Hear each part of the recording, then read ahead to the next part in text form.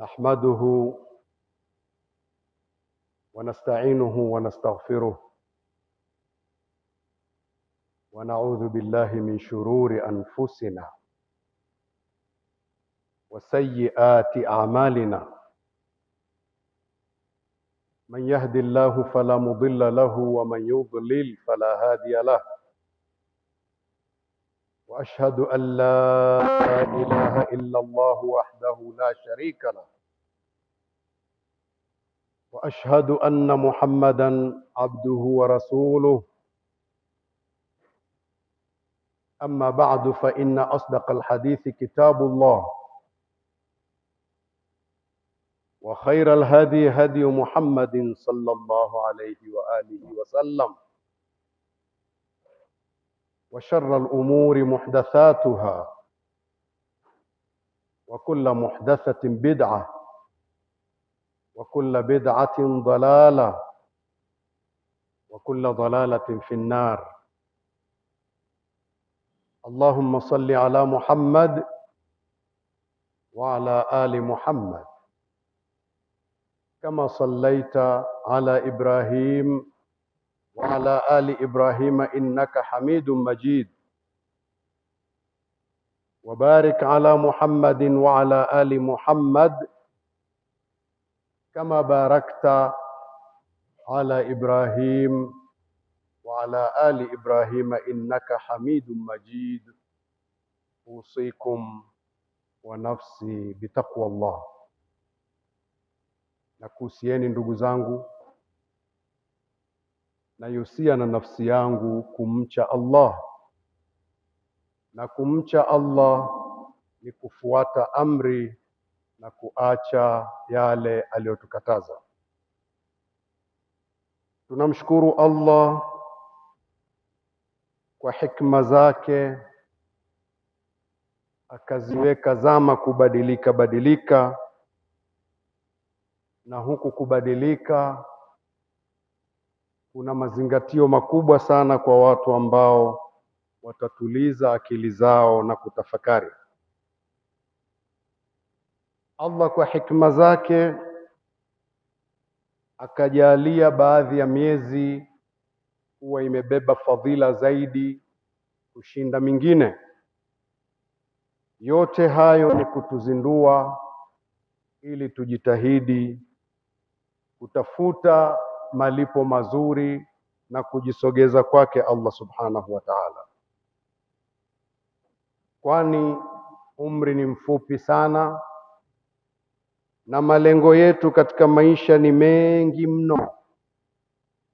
Nasaha zangu kwenu na kwa nafsi yangu, katika hayo malengo mengi tulionayo, yawe yote ni lengo moja la kumridhisha Allah subhanahu wa ta'ala, kwani kama tutayaendea kama tunavyofikiria wenyewe na Allah hatukumridhisha, basi tujue tunahesabiwa kila hatua yetu na iko siku ya hesabu. Ndugu zangu, tumo ndani ya msimu mtukufu, msimu wa miezi mitatu mitakatifu mfululizo inayoandamana: Dhulqaada, Dhulhijja na Muharram. Miezi mitakatifu ni minne, mmoja ambao hauko hapa ni Rajab. Hii Dhulqaada na Dhulhijja na Muharram imeongozana. Kwa hiyo tumo ndani ya miezi mitakatifu iliyoongozana. Ni wajibu wetu kuvipa heshima vile ambavyo Allah amevipa heshima, na hii miezi Allah ameipa heshima kubwa. Kwa hiyo ni wajibu wetu kufanya hivyo. Allah subhanahu wa ta'ala anatuambia katika surat al-Hajj aya 30, a'udhu billahi minash shaitani rrajim, ومن يعظم حرمات الله فهو خير له عند ربه. Yule anayevipa heshima vile vitu ambavyo Allah amevipa heshima, basi hilo ni jambo bora sana kwake yeye mbele ya Mola wake. Na akasema tena, kwenye surat al-Hajj hiyo hiyo aya 32, waman yu'azzim sha'air Allah fa innaha min taqwal qulub, yule ambaye atatukuza akazipa heshima zile nembo za Allah ambazo Allah ameziweka na zina heshima, basi kufanya hivyo ni dalili ya uchamungu kwenye mioyo yao. Allah atujalie kuwa ni wenye kufanya hivyo. Ndugu zangu, ni jana juzi, siku 2-3 zilizopita tu, si siku nyingi, tulikuwa tuko kwenye msimu wa Ramadhani tukufu, mwezi uliobarikiwa, mwezi uliokuwa umejaa kheri nyingi hazihesabiki. Kila ufanyalo ni kheri, kheri zilijaa, lakini umekimbia mara moja, haupo. Maana ya kuwa haupo, maana yake ni kwamba na umri pia haupo. Kila hatua moja inayosogea tunasogelea kaburini. Lakini kwa mapenzi ya Allah, msimu ule umekwisha, umekuja msimu mwingine. Huu msimu mwingine ni msimu wa maandalizi ya hija, nayo ni kheri kubwa vile vile kwa wale ambao Allah amewapa taufiki wafanye maandalizi ya kwenda kuhiji.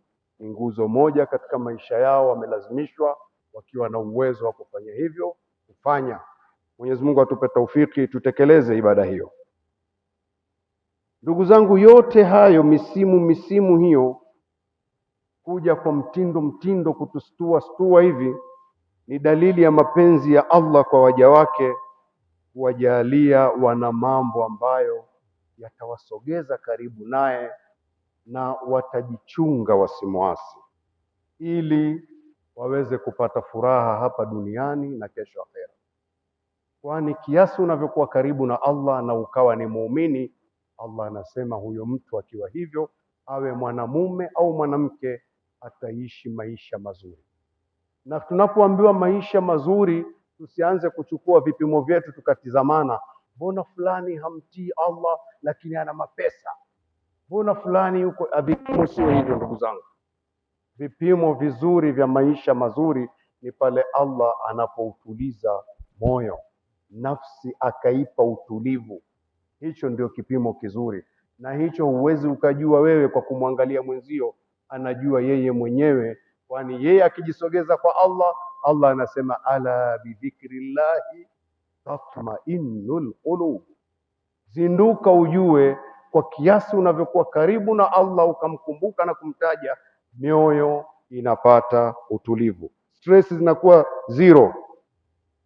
Ndugu zangu, Allah subhanahu wa ta'ala katika hii miezi mitakatifu anasema maneno haya, a'udhu billahi minash shaitanir rajim, inna iddata shuhuri inda Allah 12 shahran fi kitabillah yawma khalaqa as-samawati wal ardh, hakika idadi ya miezi mbele yake Allah, miezi ya mwaka ni miezi 12 katika maandiko yake. Mwenyewe aliandika hivyo, mzunguko utengeneze miezi 12 tangu alipoumba mbingu na ardhi. Akatuambia katika hiyo miezi 12, minha arba'atun hurum, katika miezi 12 hiyo akafanya yeye minne iwe mitakatifu, akaifanya miezi minne iwe mitakatifu. Akatoa agizo, wala tadhlimu fihinna anfusakum, msidhulumu katika miezi hiyo mitakatifu nafsi zenu kabisa. Msidhulumu nafsi zenu hata kidogo. Ya Rabbi, kwani dhulma siku nyingine inaruhusiwa? Allah angetujibu hairuhusiwi. Lakini basi kama umedhulumu siku nyingine, hata miezi mitakatifu, yani huoni kama kuna mwezi mtakatifu mpaka huo pia? Kwa hiyo tuwe makini, hilo ni katazo kubwa. Wanazuoni moja kwa moja wakatuambia kwa umoja wao, hakuna aliyesema kinyume, wakatuambia maasi yanayofanyika kwenye miezi mitakatifu adhabu yake kubwa zaidi, kama ambavyo matendo mazuri yanayofanyika katika miezi mitakatifu malipo yake ni makubwa zaidi. Kwa hiyo tuchunge hilo, tuwe wazuri. Ndugu zangu, tujiepushe dhulma kwa kila aina ya dhulma, na kubwa kuliko zote tusimshirikishe Allah. kwa namna yote ile. Shirki ni dhambi kubwa mno. Tusimuasi Allah kwa kuacha wajibu tulioamrishwa, ni dhulma hiyo. Tusifanye tuliokatazwa katika miezi hii, ni dhulma hiyo. Tusidhulumiane sisi kwa sisi katika mambo yetu na miamala yetu, ni vibaya sana. Tuwe wazuri kati ya mume na mke, kufanyiana ubaya ni dhulma, na katika miezi hii dhulma hiyo inakuwa zaidi. Tuwe wema kwa wazazi, tuwafanyie wema, tusiwaasi hata kidogo, kwani kuwaasi ni dhulma, na katika miezi hii adhabu yake inakuwa kubwa zaidi. Waliopewa uongozi kuanzia ngazi ya juu waangalie vizuri raia wao, na kiasi ngazi zinavyoshuka katika piramidi, kila aliyekabidhiwa uongozi kuwaongoza wenzake awachunge anaowaongoza kwa haki vizuri sana, na wale wanaoongozwa nao wachunge haki zao kwa wale wanaowaongoza, ili nao wasifanye dhulma. Walimu wachunge haki za wanafunzi wao, wasiwadhulumu, na wanafunzi wachunge haki za walimu wao, wasiwadhulumu, wawatii kisawasawa kiasi inavyowezekana, kama ilivyokuja katika hadithi ya Mtume Muhammad sallallahu alaihi wasallam akituambia, kullukum ra'in wa kullukum mas'ulun an ra'iyatihi, kila mmoja wenu ni mchungaji, amekabidhiwa kuchunga kitu au kuwachunga watu, na kila mmoja wenu ataulizwa kuhusu lile alilokabidhiwa au wale aliokabidhiwa kuwachunga. Tuwe makini ndugu zangu, tuondoke na ujumbe huu ili tufaidike duniani na kesho akhera. Allah atujalie kuwa ni wenye kusikia na kufuata yale mazuri. Barakallahu lana bilqur'anil azim wa nafa'na bi sunnati nabiyyihil karim. Ud'u rabbakum wa antum muqinun bil ijaba wastaghfiruhu innahu huwal ghafurur rahim. Astaghfirullah. Alhamdulillah wassalatu wassalamu ala rasulillah nabiyina Muhammad sallallahu alayhi wa alihi wa sahbihi wa man tabi'ahum bi ihsanin ila yawmiddin. Usikum wa nafsi bitaqwallah.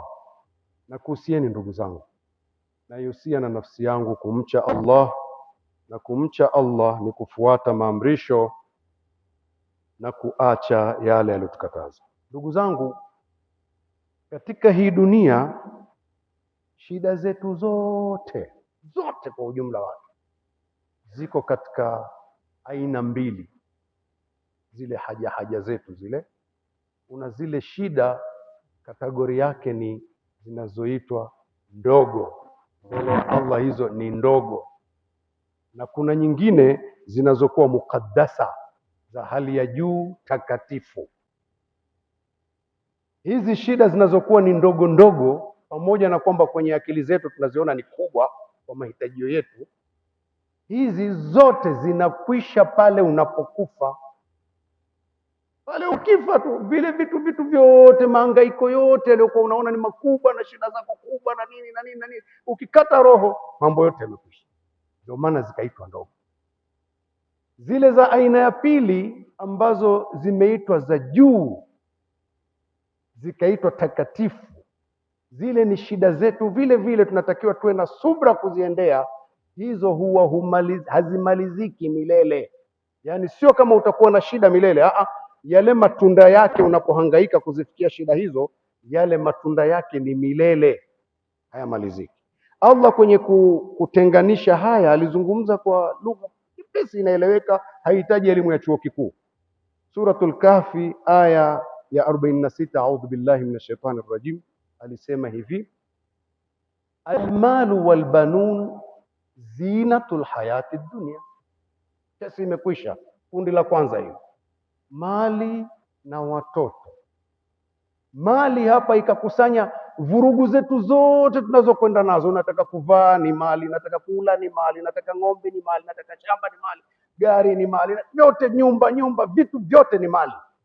Na watoto wakakusanyika, manake zote familia yako na mambo mengine, lakini wakatajwa kikundi kimoja, mali na watoto. ni mapambo ya dunia, kesi imekwisha. Sasa ufikiri kidogo, mapambo ya dunia vyote hivi, ukifa kuna unachochukua hata kimoja ukaingizwa nacho kaburini? Hakuna. Ukifa tu kesi imekwisha, mbio zako zote unaacha vyote. Kipengele cha pili, walbaqiyatu salihat, na yale mema ambayo yatabaki. Walbaqiyatu salihatu khairun, akasema hivyo vitu ambavyo vitabaki vyema hivyo ni kheri. Maneno haya kuwa hivi ni kheri vya mwanzo wala si kheri kama hii, bora kuliko hivi. Maanake kheri hii kwa maana vimezidiwa ubora. Khairun inda rabbika thawaban wa khairun amala, kuna ubora mbele ya Bwana wako hii vitakavyobaki hivi malipo, na ni ubora tegemea hivyo. Sasa akili ikitegemea kwenye hivi vilivyotajwa mwanzo,